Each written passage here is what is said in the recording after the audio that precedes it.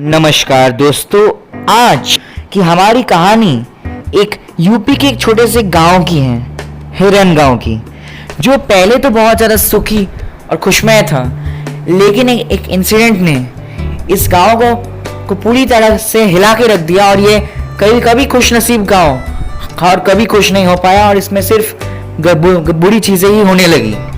आज की हमारी कहानी इसी के बारे में है और आज हम यही जानेंगे और परखेंगे। तो ये कहानी शुरू होती है एक समय में, बहुत साल पहले। वहाँ पर एक मिठाई वाला रहता था जिसका नाम था मिठाई दुकान वाला। इस गांव के लोगों ने तो ऐसी एक चीज़ देखी जो इंसानों को देखनी नहीं चाहिए। इसके बारे में हम आगे देखेंगे। तो मिठाई दुकान वाला एक ऐसा मिठाई वाला था जिसकी चर्चा पूरी डिस्ट्रिक्ट में थी। सब लोग उससे मिठाई खरीदते थे और मिठाई को बहुत अच्छे से खाते भी थे। मिठाई वाला लोगों की खुशी देखकर उन्हें बहुत खुशी मिलती थी और मिठाई के दाम भी बहुत ज़्यादा नहीं थे और मिठाई वाले को इससे कभी कभी प्रॉब्लम भी होती थी, लेकिन वो मैनेज कर लेते थे और उनकी इनकम भी अच्छी खासी हो जाती थी। वो गरीबों को भी दान करते थे और हमें मिठाई भी देते थे त्योहारों के समय। तो एक बहुत ज़्यादा अच्छे और नेक दिल इंसान थे। लेकिन उनकी एक पत्नी थी जो पान बेची थी, उनका नाम था पान वाली।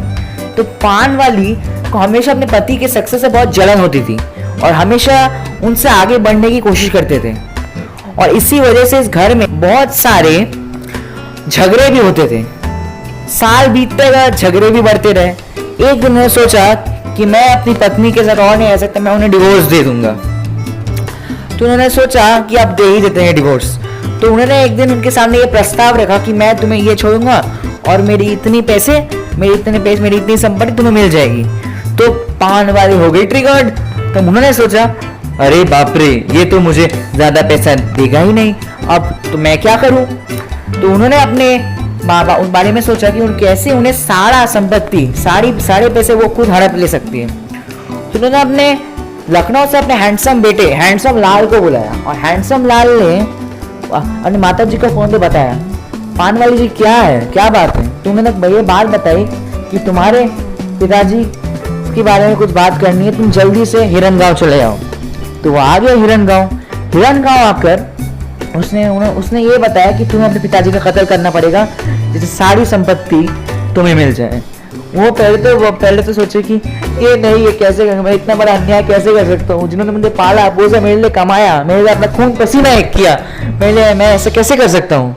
तब उन्होंने कहा उनकी पूरी संपत्ति करीब 1 से 1.5 करोड़ रुपए की है। पैसे देखकर तो बहुत लोग का मन बिगड़ जाता है, उसका ही बिगड़ गया और उसने अपने पिताजी को मारने के बारे में सोच लिया। लेकिन तब उसने सोचा कि मैं ये अकेले खुद तो नहीं करूँगा। तो उसने ये सोचा कि क्यों ना मैं तब पान वाली ने उन्हें यह बताया कि क्यों ना तुम अपनी पत्नी को भी बुला लो, सुंदर है और वैसे भी अपने ससुर को अपने वश में कर लेगी और फिर एक दिन वो कहीं जब जाएंगे तो उसे कुछ पिला के उनको मार डालेंगे। तो यह सुनकर उनका बेटा थोड़ा हिचकिचाया, लेकिन फिर शायद मान गया या फिर उनके बारे में फिर भी कोई हिचकिचाहट थी। इसके बारे में कोई नहीं देखा।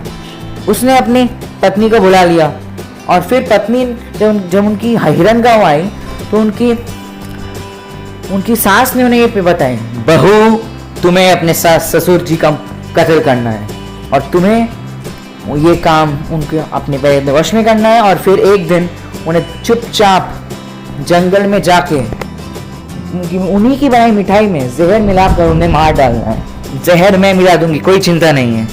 यह बात सुन के बहू तो बोली, नहीं मेम साहब, मैं ये कैसे कर लूँगी, ये इतना बड़ा अन्याय है। पहले उनकी कुल संपत्ति, फिर पान वाली जी का सेम डायलॉग आया, उनकी संपत्ति करीब 1 से 1.5 करोड़ की है और सब बहुत ज़्यादा जलन, उन सबको बहुत ज़्यादा जलन भी था और बहुत ज़्यादा लालच भी था।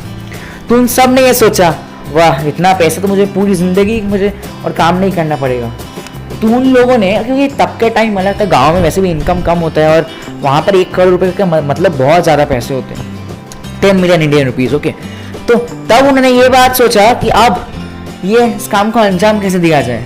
तो पहले जब ये लोग बात कर रहे थे ना, मिठाई दुकान वाले की एक रेगुलर कस्टमर ने ये बात सुना और सीधा जाके ये बात मिठाई दुकान वाले को बताया और जब मिठाई दुकान वाले को ये बात सुनी, उन्हें बहुत ज़्यादा क्रोध आया और साथ ही साथ वो बहुत दुखी भी। और ये सोचा कि मेरी बीवी, मेरी पत्नी केवल पैसों के लिए इतना ज़्यादा गिर जाएगी। छी छी छी छी छी। उन्होंने अब पहले तो सोचा, उन आदमी को धन्यवाद बोला और उन्होंने ये भी सोच लिया कि मुझे अपनी पत्नी को सबक सिखाना पड़ेगा।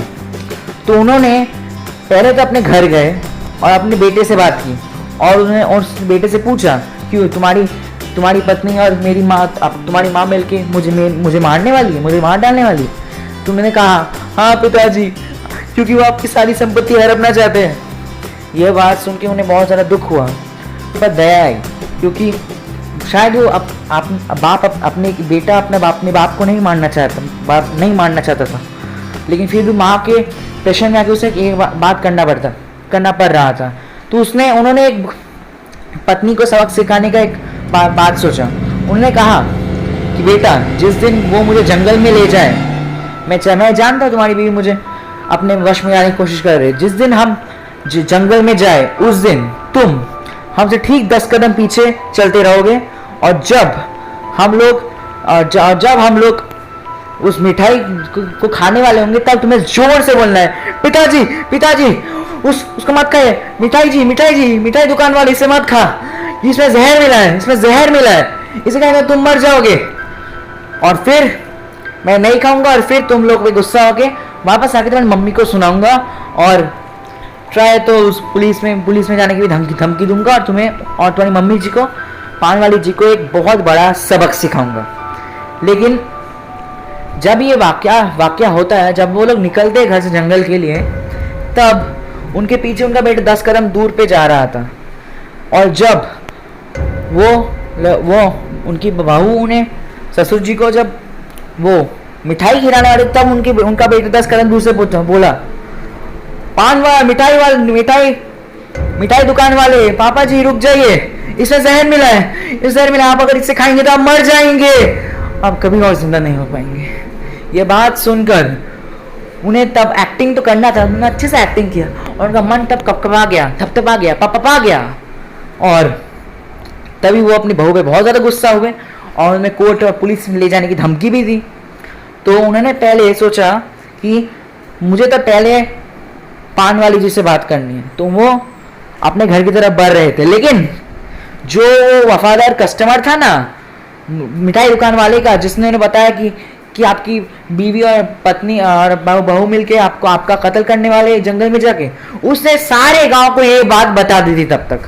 और उन्होंने ये बात बहुत गलत समझ के, पति को मारने की इच्छा को समझकर, उन्होंने प्राण वाली जी को अपने ही घर में पूरा जलाकर मार डाला।